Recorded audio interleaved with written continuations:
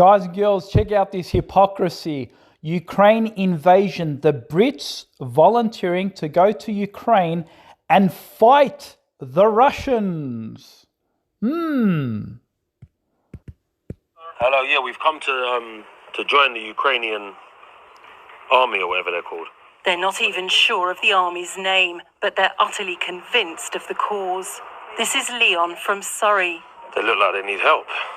We're young, strong, fit men. We can help, so why not? Outside Ukraine's embassy in London, a steady stream of men come to find out how they can join up to fight. You can send email, a letter for this address, and he contact with you and said what you must do. Okay. Brian from Kent used to be in the Territorial Army. And you're prepared to go to Ukraine and fight? Yeah, I can get on the flight tomorrow. And if you don't mind asking, how old are you? I'm 60, which means I'm just about within the age range they'll accept. We see people from the UK, Poland, Hungary and beyond, the seeds of a volunteer army to fight against the Russians. You're Iranian and you want to join up to fight for Ukraine. Why do you want to do that? Because I hate Putin. I'd like to take, a pocket knife, a stove. War waits for no one, and by mid-afternoon, conscious they need to move fast, we catch up again with Leon and his friend Tom, who also plans to travel to Ukraine. All right, so not only are British men getting ready for war, they are independent people, by the way. These are just your average people. They're not part of the British military. They're not a part of the Iranian military. These are British citizens, and as you saw, there was even an Iranian amongst them. He's putting his hand up and saying, I'm going to go join the fight in Ukraine. I'm going to another foreign country to aid Ukraine in this war. Now, this is the hypocrisy. Imagine Muslims did the same. Muslims were not allowed to go to Syria to defend their country, to defend the Muslims, or to defend their fellow brothers and sisters against Bashar al-Assad. You could not go and join the war. You're forbidden. In fact, Australia or UK, some of the other Western countries, they were cancelling your visa if you travel. If you travel and you had a duplicate visa, your passport, it was cancelled. You could not return back to Australia. So when it comes to Bashar al-Assad and the Muslims are being killed, he's killing his own people. Even the Russians joined the war. The Russians joined the war to kill the Muslims there in Syria. If the Muslims wanted to go there, no, you can't go. You can't go and help. Even though those bombs were raining down like acids, these Syrian fighters, they had no weapons. There were only a few weapons. They don't have anything what Ukraine has. Nothing. Those Syrian people had absolutely nothing compared to what the Syrians had. The Syrians had nothing compared to what the Ukrainians had. The Ukrainians has got complete support from America, from Britain, France, Australia. Weapons are constantly being poured into that country. Every type of weapon that you can think of, it's now in their hands to defend themselves. The Syrians don't have that. And if you wanted to go and help them, you're labeled as a terrorist to fight against Bashar al-Assad. So these people were complicit in Bashar al-Assad's murder of Muslims. Okay?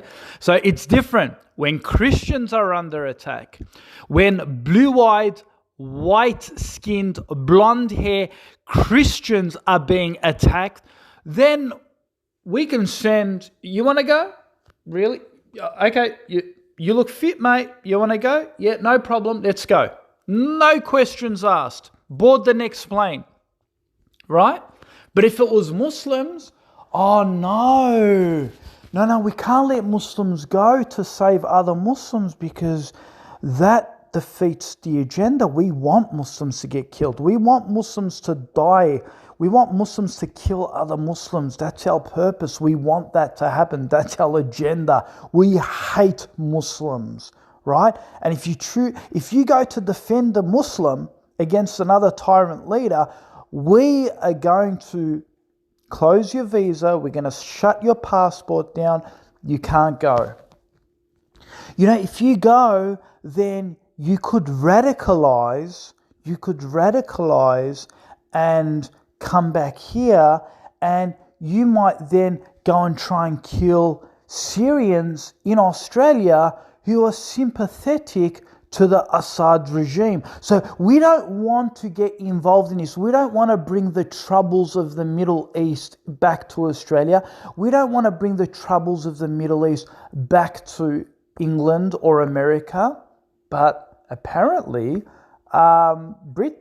British people going over there, no, they won't get radicalized. They won't come back and try and blow up the Russian embassy in the United Kingdom or Australia. They won't start, joining right-wing white nationalist groups to go and then hunt Russians. No.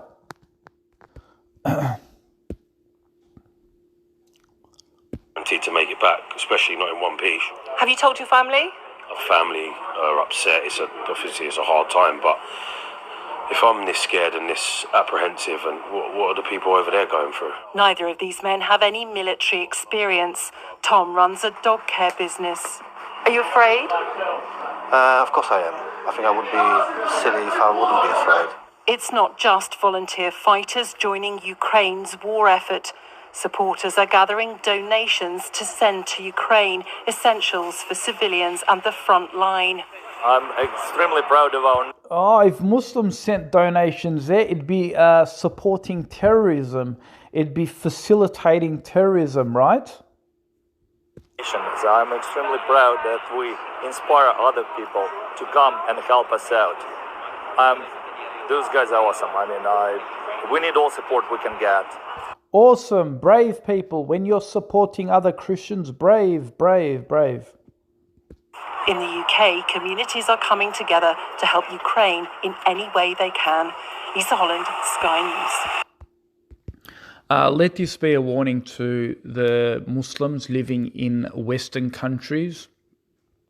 If Armageddon happens and there's a holy war, it is encouraged to move back to the Muslim lands, honestly. Because if you try to defend Islam or Muslims, you'll be absolutely cut off, completely cut off.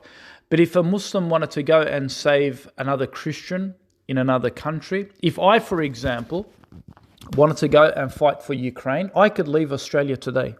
I could leave.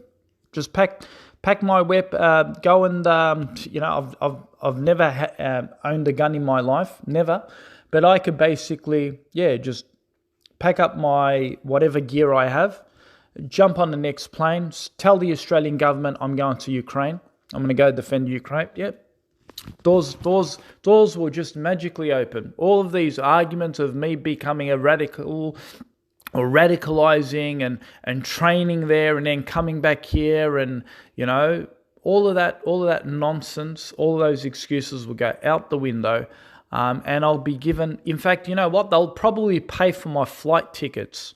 The Australian government will literally say, look, you know what? Listen, we're going to fund this, fund your jihad. We're going to fund your jihad. We're going to put money into your bank account. You go and die saving those Christians and fighting for those Christians, right? And these are the last 2 points I want to make. It's really a shame, as I'm making these videos to expose the West, it's really, really a shame to see Muslim countries, the way they behave compared to the West. Notice the unity amongst the West. When another Christian country wants to attack another Christian country, notice all of the sanctions, notice all of the European Christian countries, how they all come together, how they put sanctions on Russia. Wallahi, we should be embarrassed by this. We should, as Muslims, be embarrassed. Where do you see, for example, when Saudi Arabia goes and bombs Yemen, where do you see the Muslim nations come together and impose sanctions on Saudi Arabia? When Egypt, when Sisi opens fire on its own people, and democratically elected Mursi removes him out of office by force, kills his own protesters in the street. Where was the Muslim unity where they put sanctions against Egypt? Where was the Muslim unity where they all came together and said, we're going to put sanction on Bashar al-Assad for killing, murdering almost half of his population? And where was the Muslim nations coming together as one brotherly united ummah, coming together and saying, we're all going to put sanctions, we're all going to boycott America or Israel or United Kingdom or whoever they are trying to war against Muslims in Afghanistan or Iraq and elsewhere. And this is the sad state of Muslims. We know that Muslims have moved away from unity and brotherhood, and as a result, we're being humiliated. And this is the reason why the Christians are in power. They really unite together as one to drive out Russia, right? To drive out Russia, which is, in all honesty, an embarrassment for the Muslim Ummah. And the Prophet Muhammad ﷺ predicted this. He said, a time will come where you'll be many in number, but you'll be like the foam in the ocean. Like you'll be the scum of the ocean. And the Prophet said, it is because you have a fear of death and the love of the dunya. And Muslims today, even amongst family members, they're competing with one another on materialism. Oh, who has a better kitchen stove? Who has a better oven? Who has a better car? Who has a better microwave? Who's got a better furniture? Who dresses better? Who can afford to take their kids to private schools? And they're competing with one another. This is the reality, right? They compete on materialism. And you tell them to come and defend the Muslims? No. Very rarely they'll come to defend the Muslims. I can tell you right now, even a sect that's not even part of the Sunni madhab, it's not part of that. If Iran, for example, decided today it's going to invade Jordan or invade Lebanon or invade Pakistan, wallahi, the Muslims will not unite and put sanctions on Iran. They won't. And the sad reality is, everyone accuses President Erdogan. Oh, he acts like the Khilafah for the Muslims. If he's the Khilafah for the Muslims, why doesn't he go and attack Israel? Why doesn't he go save the poor Palestinians? But you know what the reality is, folks? The guy can't trust any of his Muslim neighbors to defend him. I mean, could he? If President Erdogan said, today I'm going to attack Israel and save the Palestinian people, would Saudi Arabia join? No. Would Qatar join? No. Would Pakistan join? No. Would Egypt join? No way. Egypt is in bed with Israel. Right? So it's funny how the critics of Erdogan say, oh, if he's Khilafah, he should go show us, we would follow, if let him just go there and attack, we will follow. Bullshit. The Prophet said your love of the dunya. Is the Prophet lying when he said you love the dunya more than death? Is the Prophet lying when he said that? So then how can you say, oh, you'll follow President Erdogan, you'll be ready, you'll jump on. Nah, you'll jump on. You'll turn your back. As the Quran says, you'll turn your back. Allah says, Allah won't forgive those who turn their backs. And you will turn your back, you will betray. When things get tough, you will betray. So the guy's smart. He knows he's got no one to trust. That's why he didn't go. When the Turkish aid ship got shot in Israel, when it was trying to bring aid into Israel, it got bombarded, that ship. The Israelis attacked that ship. And everyone's like, oh, this is the perfect opportunity, perfect excuse for Recep Tayyip Erdogan to go in and help the Muslims and start bombing and start attacking Israel. You know, come on, we want to. And then they looked at him, they're like, oh, what a coward president. Oh, all talk, all cheap. He didn't go ahead and defend his honor and defend Turkey and show Israel his might. Right? They didn't do that. Because they know, the president knows. He knows that he won't be defended. That's why he's smart. I'm telling you, he's probably one of the smartest presidents going around. Do you think if Turkey had the backing of Saudi, had the backing of Pakistan, had the backing of Indonesia, had the backing of Jordan and Syria or, Lebanon, Egypt, do you think if it had the backing, it wouldn't? Of course it would. Wallahi, they'll tell the president, we will join you. They'll say, we'll join you. And then they'll turn their backs.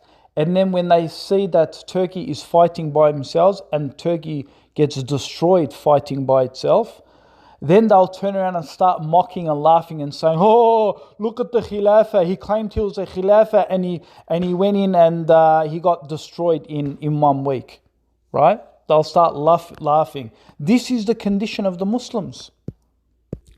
So these naive, stupid Muslims amongst our ummah, unfortunately, they think that, when President Erdogan goes and attacks Israel, it's going to be Turkey versus Israel and a few of the, Arab nations that join. Bull crap. If Turkey goes and fights Israel, England is going to get involved, France is going to get involved, Australia is going to get involved, certainly America is going to get involved, so it's going to become a world war, okay? So basically they're giving Turkey a death sentence going to fight on its own. And this is why I was saying before that according to the prophecies, the Muslims cannot rely upon other Muslims, unfortunately. That is a state we've become. And this is why the Prophet ﷺ said, a party of the West, Rum, will join you Muslims to fight the Christians in a crusade, to fight other Western nations in a crusade. And it goes to show that Muslims can't rely on other Muslim nations. So it's going to actually take, according to the hadith found in Tirmidhi, it's going to take a party, a superpower, obviously. It's not just, some random Western Christian nation like, I don't know, let's say Italy or something. Obviously, it's not going to be someone like Italy or someone like Sweden. It's going to be a superpower. It's going to be someone who has an equivalent might as the West. And this is why we've been saying it's Russia. And the second point I wanted to make before closing this video is the hypocrisy. And this is going back at the West, right? They're turning around, like I'm seeing some of the comments, it's ridiculous. They're like, so the comment reads something like, I can't believe I'm seeing this after 100 years. Like 100 years, they're obviously referring to World War I and II and things like that. And they can't believe Europe is getting into this conflict. It's like as if killing Muslims doesn't even exist on their time frame. When the Serbs invaded and committed genocide against the Bosnians with an ethnic cleansing. And that happened in Europe under the watchful eye of NATO. Right? Hi there. And these Muslims were killed, raped, murdered, mass graves, mass burials. All of those atrocities have happened. And then they want to say, oh, well, I can't believe after 100 years, we're back to war. Like, really? So you forgot 2 decades ago that Europe was already in war and they were already killing Muslims with ethnic cleansing and invading them? And that happened in Europe, 2 European countries. Bosnia and Serbia is part of Europe.